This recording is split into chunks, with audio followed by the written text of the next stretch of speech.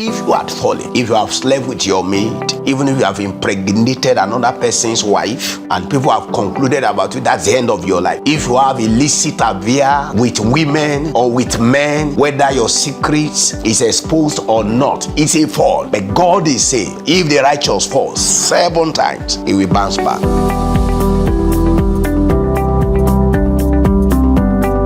Lord, we appreciate you for your love. Glory be to your name, Lord. I ask again that you will send your word, and by the power of your word, you will transform each of our lives, and the glory of your power will descend upon us. Thank you, Father. In Jesus' name, we pray. Amen. Yeah. The fall shall rise again.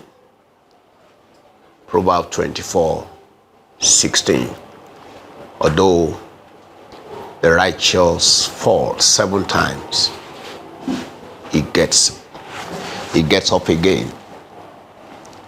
If the righteous falls 7 times, he will bounce back. We have defined to you what it means to be a righteous person. We have also taken our time to also explain what it means to fall. Yeah, to bring further light, I want to show you men who fell in the Bible and they came back.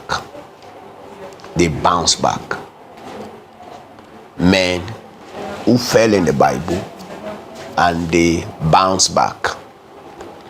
Follow me into the book of 2 Peter. 2 Peter chapter 2. And I will read verses 4 to 8. 2 Peter chapter 2, verses 4 to 8. For if God did not spare the angels who sinned, but threw them into hell and locked them up in chains in utter darkness to be kept until the judgment. And if he did not spare the ancient world, but did protect Noah, a herald of righteousness, along with 7 others, when God brought a flood on an ungodly world. And if he turned to ashes the cities of Sodom and Gomorrah, when he condemned them to destruction, having appointed them to serve as an example to future generations of the ungodly. And if he rescued Lot, a righteous man, in anguish over the debauched lifestyle of lawless men. Verse 8, where I'm going to stop. For while he lived among them day after day, that righteous man was tormented in his righteous soul by the lawless deeds he saw and heard. May the Lord bless this word in our heart in the name of Jesus. Now, why I bring this text is because of 2 men that are mentioned in that text, and that is Noah and Lot. Noah and Lot. Yeah. I will show you biblical example, and what attracts me to them, especially to this scripture, is the comment of the Holy Spirit about Noah in verse 5. He is called a herald of righteousness, that is, a preacher of righteousness. And again, ridiculously, verse 7, Lot is referred to as a righteous man, and it's also repeated in verse 8. Now, this is not an oversight. The Holy Spirit is not forgetful. He didn't forget the account of this man. It's just for you to understand God, that God does not mark sin. For the fact that a saint had fallen does not mean God keeps the records of their folly. No. If that has happened to you, as far as Noah was concerned, it was his past, so God cannot be referring to it. And the most ridiculous, and as I said, the most ridiculous is the event of Lot, a whole of Lot, and we all know the story of Lot. And the Holy Spirit here is emphasizing, calling him a righteous man.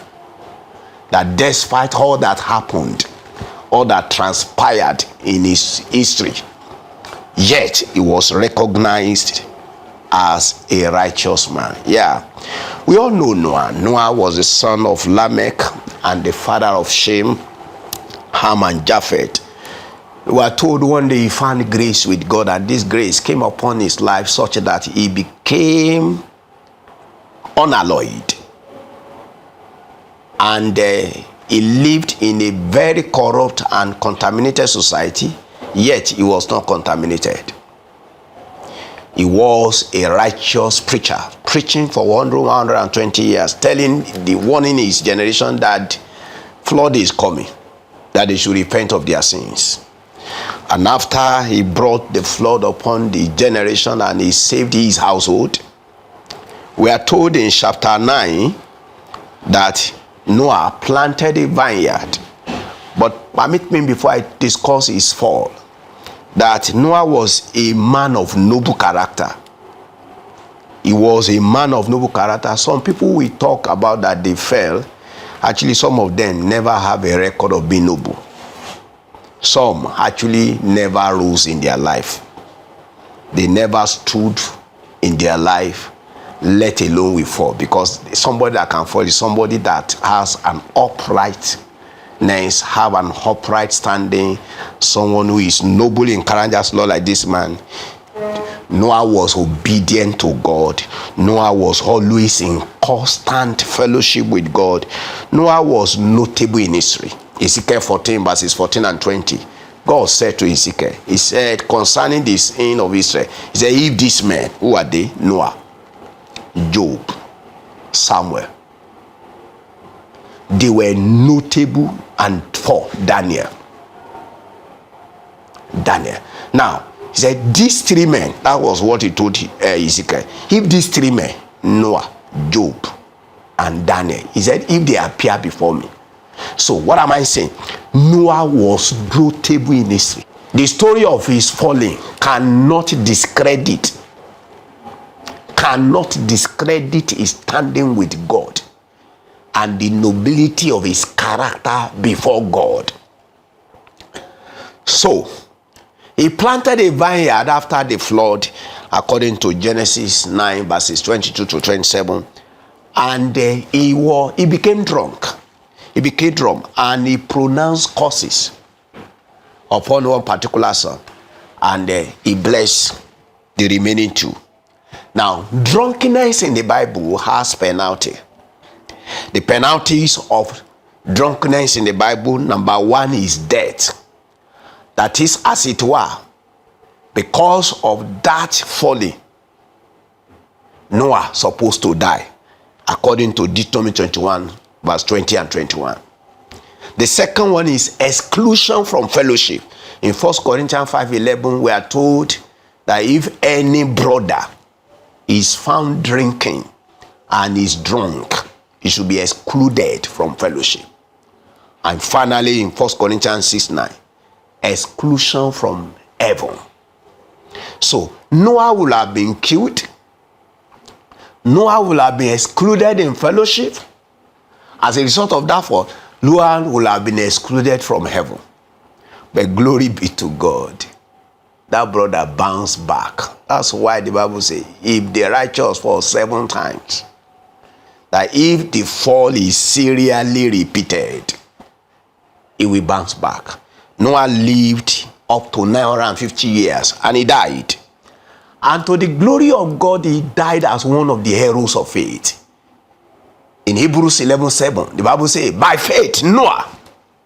So he died as a mediocre. He died as an hero. Come to Abraham, our father in faith. Abraham was a friend of God.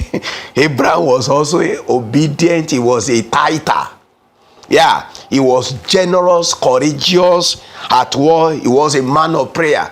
Abraham was a man of faith. In fact, he is a father of faith. He was a rich man, a mighty prince, and he was a good provider, yet not without a fall in his walk. He fell. In his walk with God, he fell.